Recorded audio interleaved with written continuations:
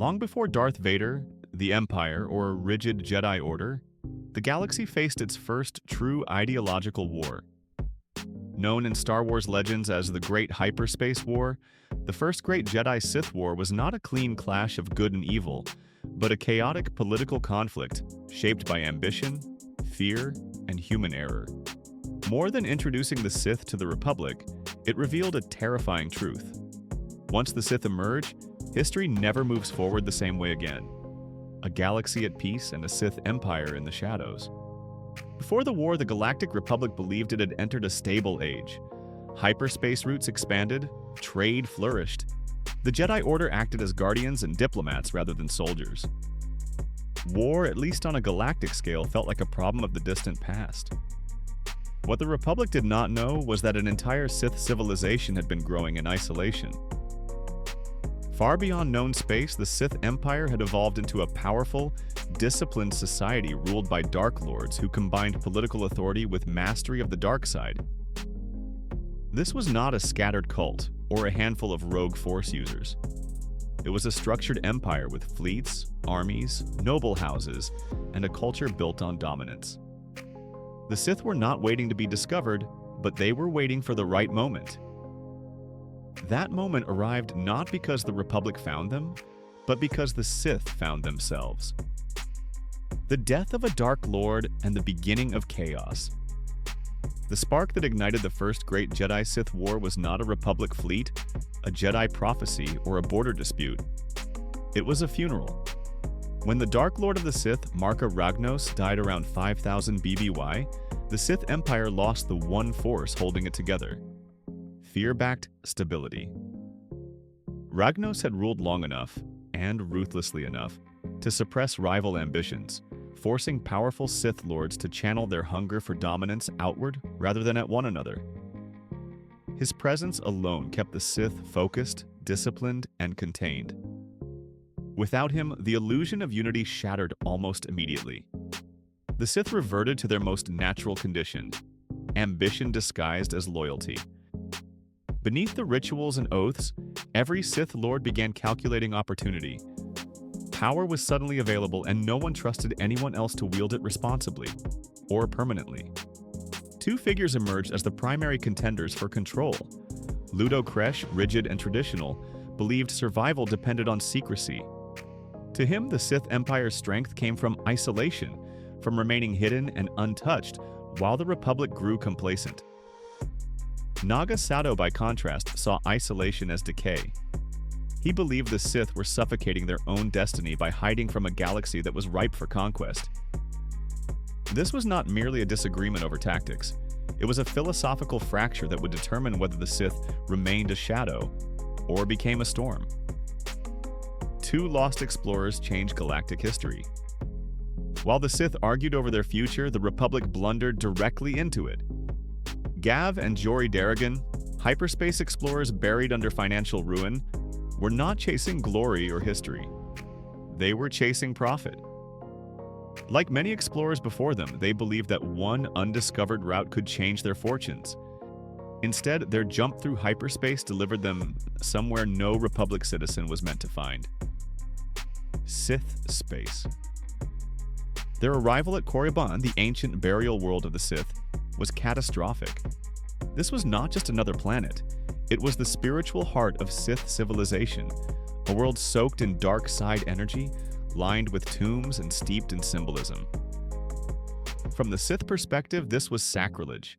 Outsiders had breached sacred ground. Worse still, those outsiders now represented proof that the Sith were no longer alone in the galaxy. To Ludo Kresh, the solution was simple and final. Execute the intruders, erase the evidence, and preserve secrecy. To Naga Sadow, the Darrigans were something far more dangerous. They were an excuse. By manipulating the situation and framing the Republic as an inevitable enemy, Sadow transformed an accidental discovery into political leverage. The explorers were no longer trespassers. They were justification. Their existence allowed Sadow to argue that war was no longer optional. It was necessary. And in Sith ideology, necessity is simply ambition with better marketing. Naga Sadow's rise and the choice for war. Naga Sadow understood a fundamental Sith truth. Power must be exercised publicly to be believed. Through political maneuvering, deception, and force, he outplayed Kresh and seized control of the Sith Empire. Once in power, he did what Sith leaders always do when ambition outgrows patience. He launched a war.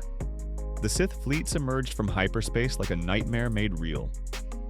Republic worlds that had never heard the word Sith suddenly faced enemies wielding unfamiliar technology and darker powers of the Force. This was not a raid or a skirmish. It was a declaration that the galaxy's long peace had been an illusion. For the Republic, the shock was existential. For the Jedi, it was philosophical. The Jedi face their dark reflection. The Jedi had fought dark side users before, but never an empire built on it. The Sith did not merely oppose the Jedi, they mirrored them. They trained Force users, they followed codes, they believed in destiny. The difference was simple and horrifying. Where the Jedi believed restraint created balance, the Sith believed domination created order. This war forced the Jedi to confront a dangerous question. Could they fight the Sith without becoming what they opposed? Could they wield power aggressively without losing themselves? The early stages of the conflict tested the Jedi Order's ideals as much as its strength. Every battle carried the risk that victory would come at the cost of principle. The Republic strikes back, and the Sith fracture. As the war progressed, the Republic adapted. Fleets reorganized, defenses strengthened. The Jedi learned how to counter Sith tactics. What initially looked like unstoppable momentum slowed. The Sith Empire, meanwhile, revealed its greatest weakness: internal division. Even under Naga Sadow's rule, Sith unity was conditional. Ambition never sleeps in Sith culture. As Republic forces pushed deeper, cracks formed. Commanders pursued personal glory. Alliances shifted. Strategy gave way to ego. The war turned. Republic forces eventually reached Sith core worlds, including Korriban itself. What began as a confident invasion became a desperate retreat. The Sith Empire collapsed not just under Republic pressure, but under the weight of its own nature. Defeat, survival, and the Sith way. The Republic won the war. The Sith Empire, as a galactic power, was shattered. Its fleets destroyed, its worlds conquered or abandoned, its leadership scattered. By any conventional measure, this should have been the end. But the Sith do not measure survival conventionally. Naga Sadow escaped, retreating into exile and preserving Sith knowledge. The Empire fell, but the ideology endured. The dark side did not disappear. It went underground. This outcome would become a pattern repeated throughout Star Wars history. The Jedi win battles. The Republic wins wars. The Sith lose empires, but they never lose the long game. Why the First Great Jedi Sith War still matters. The First Great Jedi Sith War established the central tragedy of Star Wars.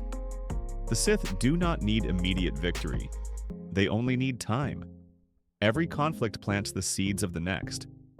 In modern Disney canon, the detailed events of this war exist primarily as ancient, half-forgotten history.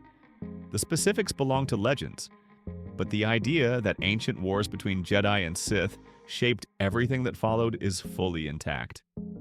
This war explains why the Jedi fear resurgence, why the Republic hesitates to believe in hidden threats, why Sith teachings resurface again and again despite total defeat. Because the First War taught the galaxy a lesson it never fully learned: the quiet irony at the heart of the war. Strip away the lightsabers and starships, and the First Great Jedi Sith War begins with ordinary mistakes. Two explorers take a risk. A leader chooses ambition over patience. An empire mistakes power for permanence. A republic mistakes peace for safety.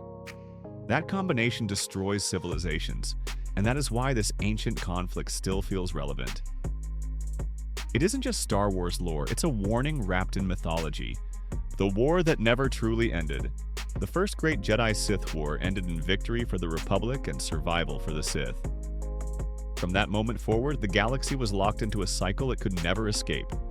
Empires would rise, orders would fall, heroes would win, villains would die. But the idea of the Sith, the belief that power justifies itself would always return. And every time it does, the galaxy remembers the First War, even if it pretends it has forgotten. And that's the real legacy of the First Great Jedi Sith War. If you enjoyed this deep dive into Star Wars lore and want more stories like this, ancient wars, forgotten Sith, and the hidden history of the galaxy, make sure you like and subscribe to the channel. It really helps the channel grow and it lets you know when the next story drops.